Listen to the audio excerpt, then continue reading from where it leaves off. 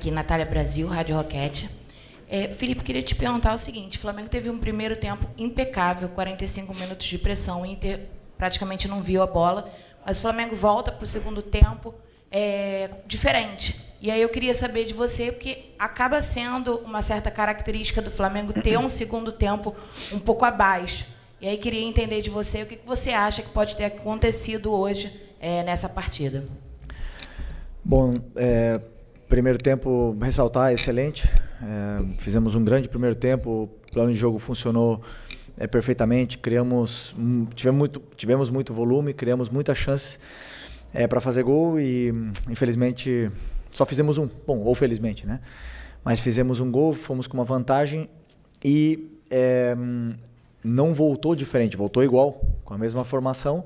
O Inter voltou diferente, mas é verdade que hoje eu acredito que muito tenha sido erros técnicos, individuais, aonde nos tiraram o domínio e o controle, tiveram que fazer nosso time correr, tivemos dificuldade de sair nessas transições, o time ficou mais espaçado, não conseguimos sair, tivemos dificuldades e cada vez que recuperávamos a bola éramos extremamente verticais, não tivemos essa paciência, não conseguimos nem montar nossa estrutura direito e no final das contas acabou que o time se partiu. Né? E de alguma forma não conseguimos reencontrar e nos organizarmos dentro do que foi o começo do segundo tempo e isso arrastou até o final. Em contrapartida, tivemos também chances no segundo tempo de fazer gols, mesmo sem o mesmo volume. Tivemos aí momentos de posse esporádicos, mas é verdade que caímos bastante o nosso nível. Também pelo resultado a favor, talvez, é isso que vem acontecendo, essa queda no segundo tempo, são sempre quando o time está com um resultado favorável. Mas também, como eu repito, o Inter não criou chances, né, apenas na gente, e a gente teve mais chances claras de gol, infelizmente ou felizmente. Fizemos 1-0 e vamos com uma certa vantagem pequena para a volta, mas não tem nada definido, está totalmente aberta e nós temos que voltar para o segundo jogo para vencer.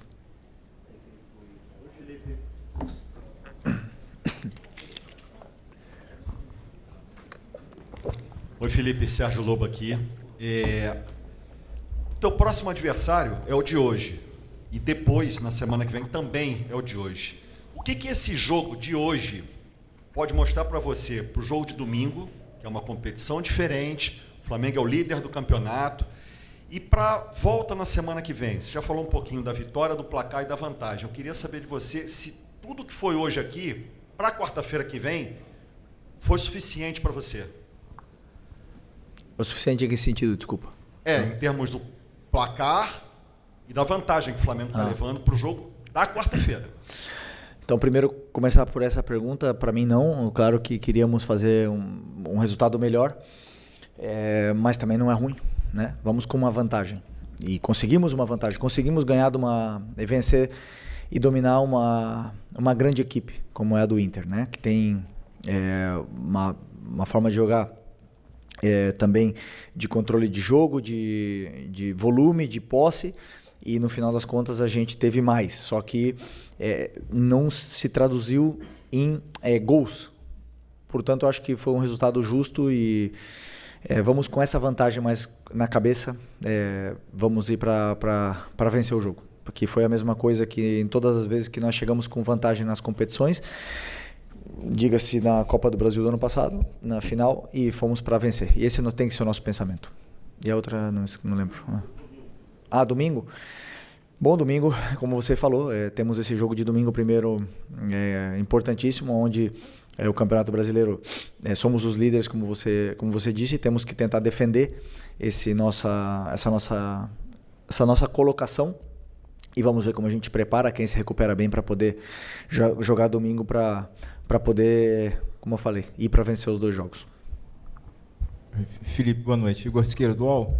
Se eu não estou enganado, acho que desde que o Bruno Henrique se tornou réu lá na Justiça Comum e também veio a denúncia para ele aqui na Procuradoria do STJD, acho que você não comentou sobre, enfim, o assunto, mas o fato dele ter, agora formalmente ter sido acusado, ter agora um processo em curso no STJD, o que mudou, ou se é que mudou alguma coisa no tratamento que você tem cuidado com ele, enfim, dessa dinâmica de um caso de acusação de apostas, que é sério, ele não está envolvido no estelionato, mas foi pela manipulação. Como é que vocês estão gerindo essa questão de ter um jogador que está sobre esse escrutínio agora no elenco, enfim, colocando para jogar também como capitão?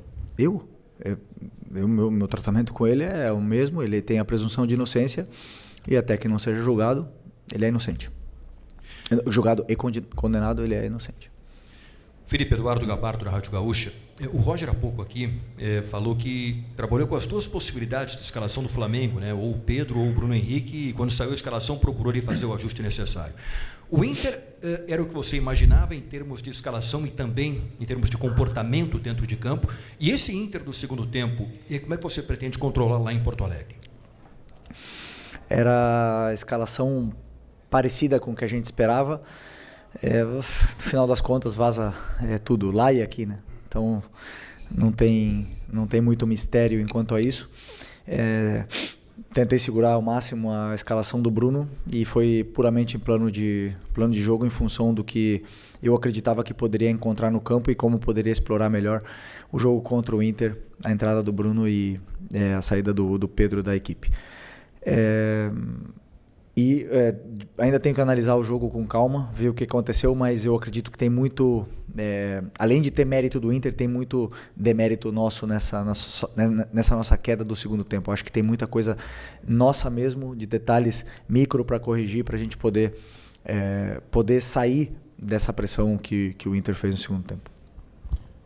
Felipe, Raiza Simplício aqui da Gol Brasil e da revista Placar. Você falou sobre essa queda de rendimento no segundo tempo, até você citou a questão de demérito também do Flamengo.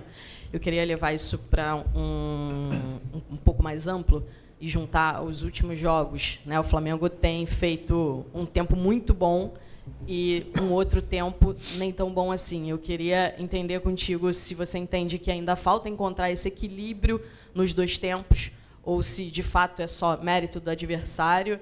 E eu sei que com as contratações, como é a torcida do Flamengo, sempre espera um Flamengo que faça mais gols, né? E recentemente o Flamengo tem até vencido os jogos, mas não tem conseguido esse placar mais elástico, fazer mais gols, ganhar de uma diferença maior, digamos assim. Você acredita que o Flamengo pode chegar ainda nesse patamar de vencer os jogos com mais tranquilidade, ou pela competitividade desse momento da temporada não é algo tão fácil assim? O Campeonato Brasileiro e a Libertadores, mas principalmente o Campeonato Brasileiro, é o campeonato mais competitivo do mundo. Para mim é muito difícil jogar, muito difícil.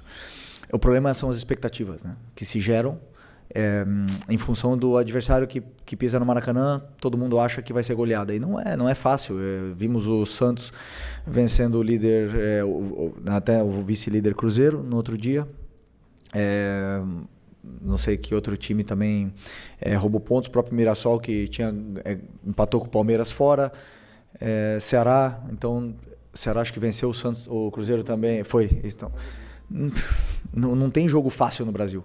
Agora, querer ganhar e golear todos os jogos é uma coisa totalmente irreal. Não existe. É claro que existe algumas super equipes no mundo que conseguem fazer um campeonato extraordinário assim, mas no final das contas o Campeonato Brasileiro é muito competitivo. Existem muitas coisas que fazem a equipe oscilar, muitos fatores externos que fazem a equipe oscilar, como viagem, lesões, o adversário principalmente. Então, claro que ganhar não é fácil. Eu valorizo cada vitória, mesmo que seja de 1-0, valorizo muito e espero que o torcedor também. Não me lembro o que tu falou no começo já. Sobre o equilíbrio dos dois tempos. O Flamengo tem tempo e talvez nem tão... assim, difícil diagnosticar, porque eu também acho que são vários fatores, né? Primeiro, é muito difícil para um treinador, quando você faz um primeiro tempo perfeito, ou quase perfeito, com poucos erros e poucos ajustes a fazer em cima do que aconteceu no primeiro tempo, sabendo que o treinador adversário vai mudar, só que eu não sei o que ele vai fazer, não sei que sistema, que estratégia, que trocas que ele vai fazer, então não tem como falar para os jogadores o que vai acontecer. E muitas vezes eles mesmos têm que resolver dentro do campo, isso demora tempo, e aí tem vários fatores que podem acontecer, mas uma das coisas que acontece basicamente é isso: o treinador adversário muda no segundo tempo, a gente não prepara e até encontrar esse equilíbrio passam minutos e E no final das contas o resultado, como eu falei, a favor faz com que o time se feche um pouco. Pessoal, vocês são muitos, queria pedir para vocês fazerem, cada um fazer uma pergunta, tá? Senão vai tirar de um. Felipe aqui, Thiago Lemos, GE, boa noite, parabéns pela vitória. Hoje, enfim, a gente viu a torcida estava com muita expectativa de ver a estreia do Carrascal, ele entrou na reta final, queria que pedir para você fizesse uma avaliação do que você viu dele nessas primeiras impressões, você sentiu que ele estava um pouco nervoso? Obrigado. Bom, um jogador que a gente já viu que tem muita qualidade, um trato com a bola muito refinado. Verdade que entrou num momento do jogo onde nosso time não estava dominando, não estava sendo favorável para ele, e ele acabou saindo também um pouco mais da posição que a gente pensou desde o começo para ele, e porque talvez por querer também mostrar a qualidade que ele tem, ele acabou perdendo bastante a posição e não gerando as situações que a gente imaginava para que pudesse ser mais determinante, né? Então,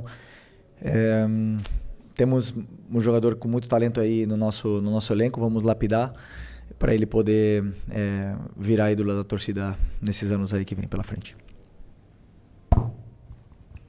Felipe, aqui Simon Ledo, do Coluna do Fla.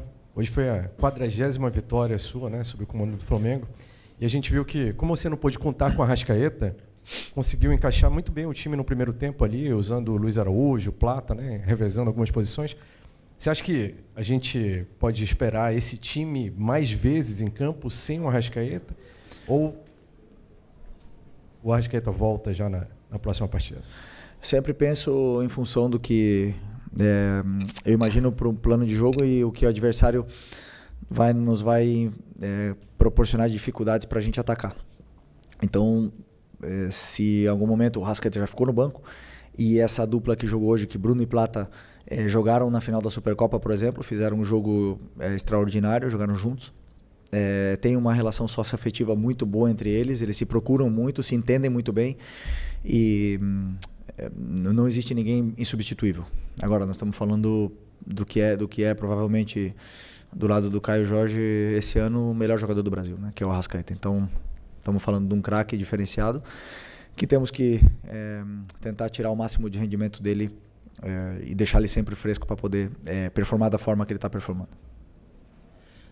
Felipe Gil, Rádio Superando Gigantes Esportes, boa noite, parabéns pela vitória. Felipe, conversando com os torcedores na parte externa do Maracanã, eu percebi que muitos se preocupam com o Flamengo, quando vê um Flamengo que joga muito horizontal, às vezes está depois do campo ali com a bola, mas recua para o meio, depois volta para o Rossi, né? Muita gente meio que falando isso, eu percebi, hoje já de algum tempo já vem falando.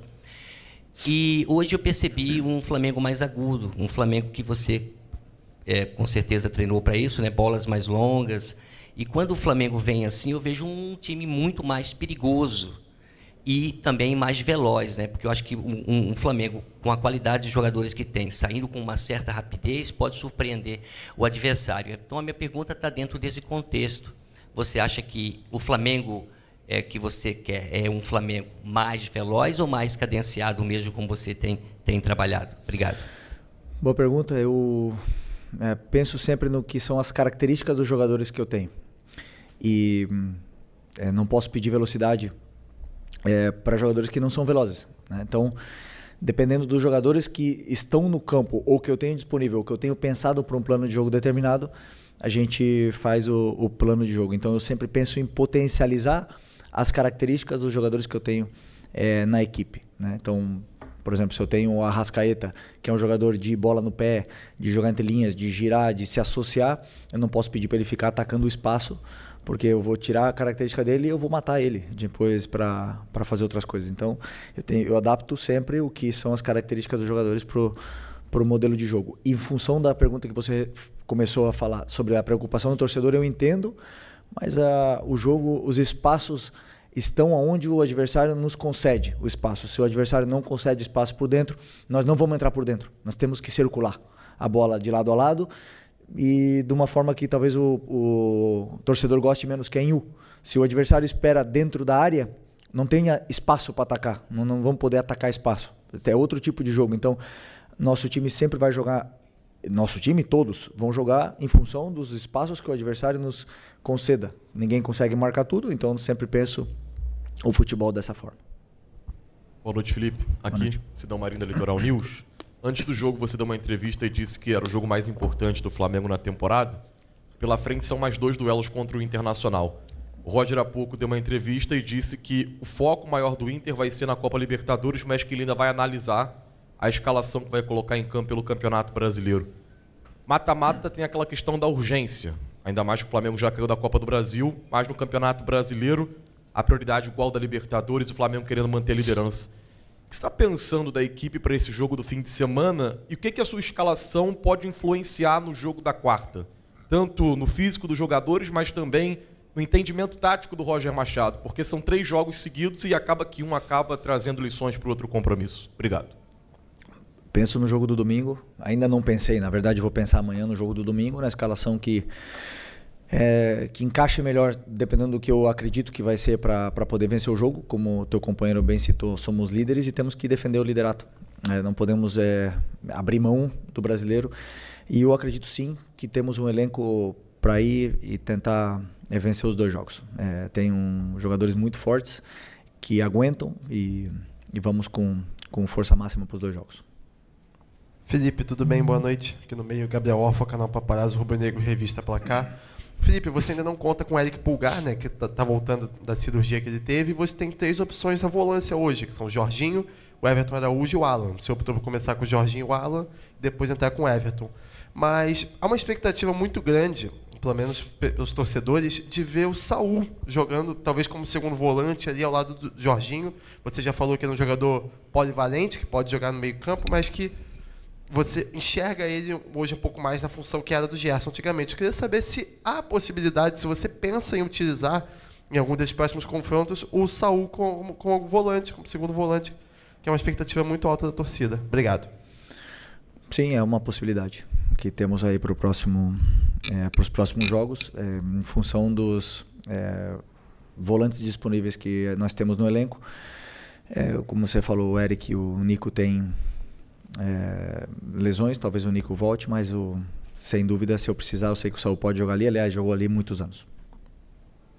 Felipe aqui, boa noite.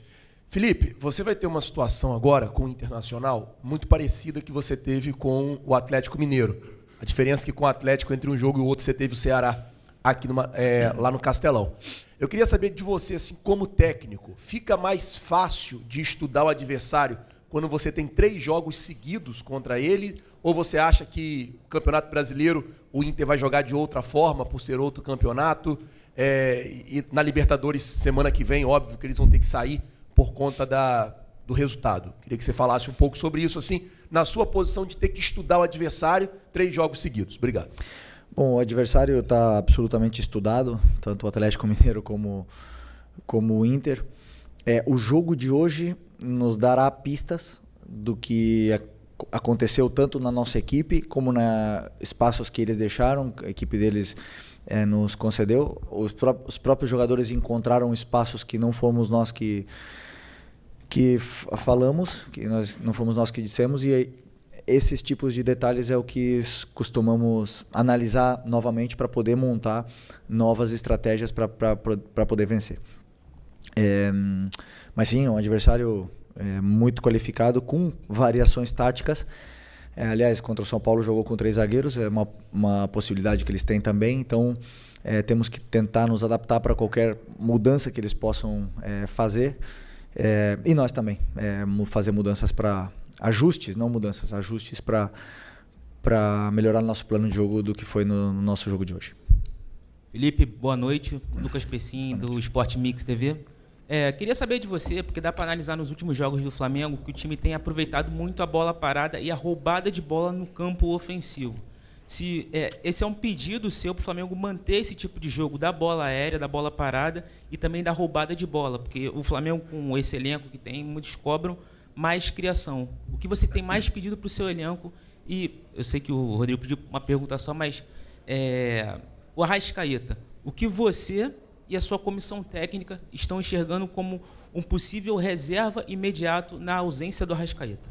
Nem lembro a primeira. Me fala de novo, agora que eu esqueci. Estou com sono. o seu time com a bola aérea tem sido muito mais efetivo e também com a roubada no ataque. Não, a fase defensiva, pressão alta é uma fase do jogo, o bloco médio e o bloco baixo são outra fase do jogo. Hoje ficamos em bloco baixo em algum momento, o time soube sofrer.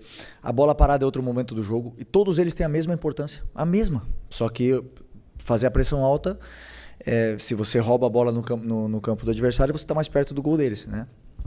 Então, tem a mesma importância e a mesma importância que eu dou para a transição também. E também a mesma importância que eu dou para a criação de jogadas. Cada adversário tem características, peculiaridades. Você nunca vai roubar a bola na área de um time que não joga. Você nunca vai jogar de um time que só dá chutão ou só dá lançamento. Você nunca vai roubar uma bola no campo adversário. Então, cada jogo te dá, como eu falei antes, pistas e estratégias para você montar um plano. E a bola parada faz parte desse nosso plano, que tentamos que seja o mais completo possível para os jogadores. Felipe, tudo bem? Boa noite, Júlio Miguel Neto, da Rubro News TV.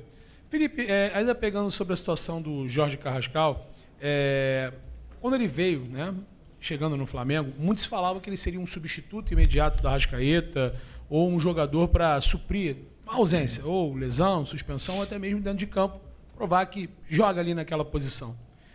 É notório que o Arrascaeta hoje faz uma função diferente. Por exemplo, quando jogava com você, né? Ele tem por característica voltar ao meio campo, mas hoje ele está muito mais próximo da área. Como um meio atacante, um segundo atacante. Por exemplo, o gol contra o Ceará, ele está dentro da área. Qual é a função que você imagina para o Jorge Carrascal? Porque hoje o time do Flamengo, tecnicamente, pelos lados, é muito forte. Jogadores de força. Lino pela esquerda, ou Araújo, ou Plata pela direita. Qual é a função que você imagina usufruir um jogador com tanta qualidade, o Jorge Carrascal, que é um meia, mas hoje até deu para ver que jogou um pouco mais avançado ali, encostando no Bruno, quando você faz aquela mudança tática. Carrascal, ele é substituto do Arrascaeta de hoje ou de quando você jogava com ele? Porque está nítido que o posicionamento do Arrasca mudou. Eu penso no Arrascaeta perto da área, como você falou, um jogador que é determinante, um jogador com números, né? Ele acaba todo ano com mais de 10 assistências e mais de 10 gols, todos ou quase todos os anos. E tenho muita felicidade por ele estar vivendo a melhor fase dele na minha mão, porque eu conheço muito esse jogador, joguei do lado dele e sei o que ele pode dar para a equipe e o diferente que ele é, né? Então, na minha visão, pelo que eu vi do Carrascal, pelo que eu já conversei com ele, eles podem jogar na mesma posição. O Carrascal encaixa nessa mesma posição do Arrascaeta perfeitamente, mas ele mesmo já me deixou também claro que ele pode jogar por fora, tanto do lado direito como do lado esquerdo. E hoje se viu, ele tem a tendência em ir para a direita, para o lado direito. É uma característica que o jogador ele vai para onde ele se sente confortável no campo. Então ele pode fazer também a função do lado direito. Importante, eu acho que mais respondendo a tua pergunta, é a qualidade que esse jogador tem quando a bola cai no pé. Claro que chegou agora, entrou numa fogueira tremenda e não teve quase tempo de adaptação, treinou só uma semana e não tenho dúvida que ele vai evoluir, vai entender muito bem como são os seus companheiros para se associar o melhor possível, para ele que também está perto da área, porque se ele está no Flamengo, é um jogador de ataque, é porque ele tem gol e tem assistências e tenho certeza que ele vai fazer grandes temporadas aqui.